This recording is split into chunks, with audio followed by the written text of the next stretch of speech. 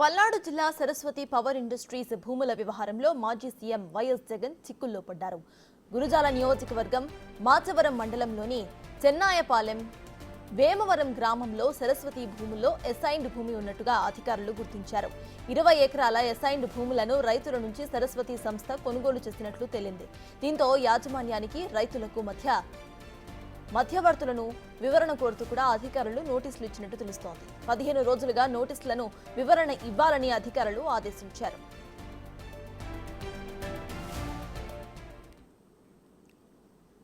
ఇదే అంశంపై పూర్తి డీటెయిల్స్ మా ప్రతినిధి సాయి అందిస్తారు. సాయి, చెప్పండి, అక్కడ అప్డేట్స్ ఏంటి?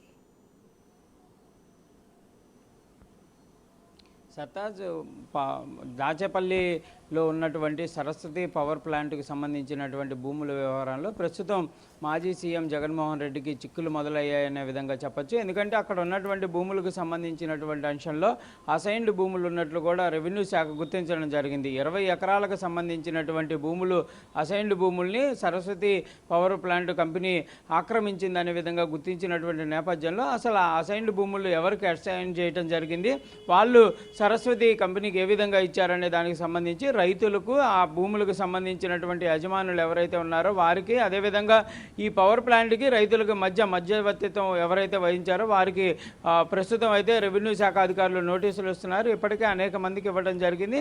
మొత్తంగా వందలాది మందికి కూడా నోటీసులు ఇచ్చేటటువంటి అవకాశం ఉన్నట్లు కూడా మనకు తెలుస్తుంది. ఎందుకంటే మొత్తం 20 ఎకరాల భూమిలో ఎవరి భూమి ఎవరికి ఏ విధంగా, అంటే గవర్నమెంట్ ఇచ్చినటువంటి భూమి కాబట్టి కంపల్సరీగా తిరిగి గవర్నమెంట్కి ఇచ్చేసేయాలి. కానీ వీళ్ళు తీసుకొని వెళ్ళి సరస్వతి ప్లాంట్కి ఇవ్వటం, అసలు ఆ భూములను ఏ విధంగా సరస్వతి ప్లాంట్కి సంబంధించి, పవర్ ప్లాంట్కి సంబంధించినటువంటి యాజమాన్యం కొనుగోలు చేసిందనే దానిపైన కూడా విచారణ జరిగేటటువంటి అవకాశాలు ఉన్నాయి. అయితే ఈ నోటీసులు ఇస్తున్నటువంటి నేపథ్యంలో మరి యాజమాన్యానికి ఇవ్వాలంటే కంపల్సరీగా హక్కుదారుడుగా ఉన్నటువంటి మాజీ సీఎం జగన్మోహన్ రెడ్డి కూడా నోటీసులు ఇవ్వాల్సినటువంటి పరిస్థితులు ఉంటాయి. అయితే మొదటగా ఎవరికైతే ఈ అసైన్ ల్యాండ్లు ఇచ్చినటువంటి రైతులు ఉన్నారో వాళ్ళకి నోటీసులు ఇస్తాం. వారి దగ్గర 15 రోజుల్లోపు వివరణ తీసుకొని వారు ఇచ్చినటువంటి ఏదైతే నోటీస్కి వాళ్ళు ఇచ్చినటువంటి సమాధానం ఏది ఉంటుందో దాని ఆధారంగా రానున్న రోజుల్లో విచారణ జరుగుతుంది అనే విధంగా కూడా రెవెన్యూ శాఖ అధికారులు చెప్తున్నటువంటి పరిస్థితి ఉంది. మొత్తంగా మాత్రం పవర్ ప్లాంట్ భూములకు సంబంధించినటువంటి అంశంలో ప్రస్తుతం నోటీసుల పర్వం కొనసాగుతున్నటువంటి నేపథ్యంలో మరి యాజమాన్యం ఎలాంటి చర్యలు తీసుకుంటుంది అనేది కూడా చూడాలి. ఇప్పటికే